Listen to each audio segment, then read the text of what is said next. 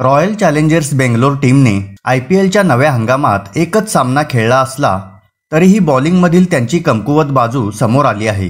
त्यामुळे आज सोमवारी चिन्नस्वामी स्टेडियमवर पंजाब किंग्ज विरुद्ध होणाऱ्या सामन्यात बेंगलोरच्या टीमला बॉलर्सकडून कामगिरीत सुधारणेची अपेक्षा असेल। चेन्नई सुपर किंग्ज विरुद्ध ओपनिंग सामन्यात बेंगलोरच्या फास्ट बॉलर्सनी बाउन्सर्स बॉलचा अतिवापर केला।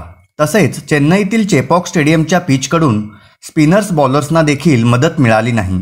बेंगलोरकडून मयांक डागर, करण शर्मा आणि ग्लेन मॅक्सवेल या स्पिनर्स बॉलर्सनी मिळून 5 ओव्हर टाकल्या। या तिघांनी मिळून 37 रन देत अवघ्या एका बॅट्समनला आउट केले। तर चेन्नईच्या रवींद्र जडेजा आणि महेश थिक्साना या स्पिनर्सनी 8 ओव्हरमध्ये 4 बॅट्समन्सना आउट केले। आता बेंगलोरच्या स्पिनर्सना चिन्नस्वामी स्टेडियमची छोटी बाउंड्री आणि फास्ट ग्राउंड यासारख्या परिस्थितीचा सामना करावा लागणार आहे। तसेच बेंगलोर येथील या स्टेडियमवर बऱ्याच वेळा टीमने एका डावात 200हून अधिक रन्स केले आहेत। पहिल्या डावातील सरासरी रन्स या 172 अशा आहेत। पंजाब किंग्ज विरुद्ध बेंगलोरच्या फास्ट बॉलर्सवर अतिरिक्त जबाबदारी असेल।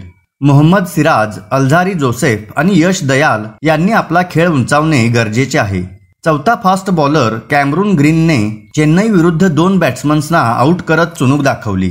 शिवाय चेन्नई विरुद्ध आघाडीच्या बॅट्समन्सनी निराश केल्यानंतरही बेंगलोरने 6 आउट 173 रन्स केल्या। बेंगलोरने 75 रन्समध्ये 5 बॅट्समन्सना गमावले होते, परंतु दिनेश कार्तिक व अनुज रावत यांनी टीमला 170 रन्सपर्यंत पोहोचवले। आता होम ग्राउंडवर विराट कोहली, कॅप्टन फॅफ डिप्लोसिस आणि ग्लेन मॅक्सवेल यांच्याकडून बेंगलोरला मोठ्या अपेक्षा असतील। तर मित्रांनो, आपल्याला काय वाटतं? IPLच्या आजच्या सामन्यात पंजाब किंग्जचे आव्हान रॉयल चॅलेंजर्स बेंगलोर पेलू शकेल का? आपली मते कमेंट करून आम्हाला नक्की कळवा व अशाच माहितीपूर्ण व्हिडिओच्या अपडेट मिळवण्यासाठी विषय खासला नक्की सबस्क्राईब करा।